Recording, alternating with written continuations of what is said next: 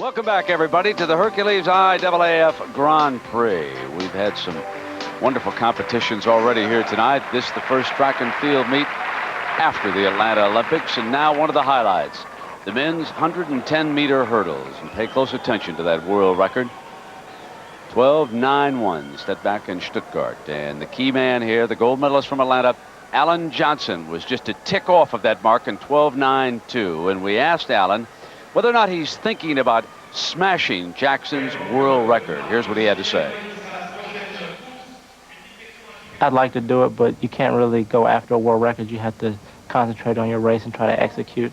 And then when you do that, a world record will come. So, you know, if I sit here and say, yeah, I'm going to go after a world record, I probably won't get it. So I'm just going to go out there and try to execute and run the best race that I can. And if that happens, then the world record will fall. Brent Alan Johnson will get that world record this year, but he's got to win all the races in which fast times are run. Here's a big challenge for him in this race. 4 of the 5 fastest men in history are in this field. The world record holder Jackson is in lane 7. All 3 of the medalists from Atlanta.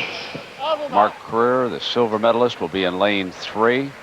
Florian Schwarthoff of Germany is in lane 6. He was there. You see Roger Kingdom bending down. There's Jackson. Schwarthoff is right next to him, the bronze medalist from Germany. One of the tallest hurdlers in the world. And Alan Johnson will break from lane 4.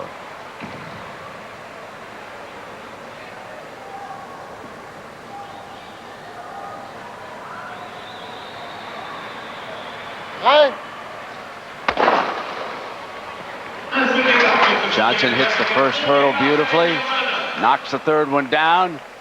Now starting to roll. Here he comes. Pressure, and he hits the tape at 13.27. Got a lot of pressure from Jack Pierce in that race, and you talk about running for world records. Jack Pierce has very good knowledge of that. At the Olympic trials, he ran a great 12.94 to win his semifinal race, but was concentrating on the world record and fell over the first hurdle. So Alan Johnson knows how to go after a world record. Run your race first, worry about records later. And one of the impressive things, Craig, about his performance here is we have seen some Olympic champions fail, but not Johnson. He comes away with another win. Well, and he didn't do it in a very clean race. Remember, in the Olympic Games, he hit 9 of the 10 hurdles and still won the race. Here he hit about half of them, but some hurdles late in the race almost took him out of it. But in spite of that, he was able to maintain his race and carry his momentum through the finish. You mentioned Jack Pierce, who's 4th from the left of the screen. Pierce right alongside Alan Johnson now. Didn't get to go to the Olympics. This was his Olympics, as will all of these post-Olympic races. Colin Jackson seems to be out of sorts. There he is, hitting the tape very late. As you watch the world record holder in 7, there were a lot of stories in London that he has not been in shape this year, and this would certainly indicate that. Roger Kingdom over in the far left-hand side of your screen ran a very strong race and was able to come back and capture second. You can see him pulling away from Jackson.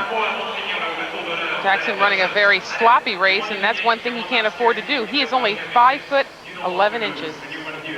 Colin Jackson has had terrible knee problems, and he's come back from that. But look at these 2 guys battle. You think the hurdles are not a contact sport? Well, you're not only hitting the hurdles, but when you have guys who lead with different lead legs, you see Kingdom going over the hurdle with his left leg, Jackson going over with his right leg, and until that hurdle took him out of the race, they were battling with their arms, with their legs, and with the hurdles. Jackson did well to finish that race, given all the trouble he had. And Jack Pierce hangs on for 3rd place, beating out Florian Schwarthoff. Well, another victory for the Olympic gold medalist, Alan Johnson, at 110-meter hurdles.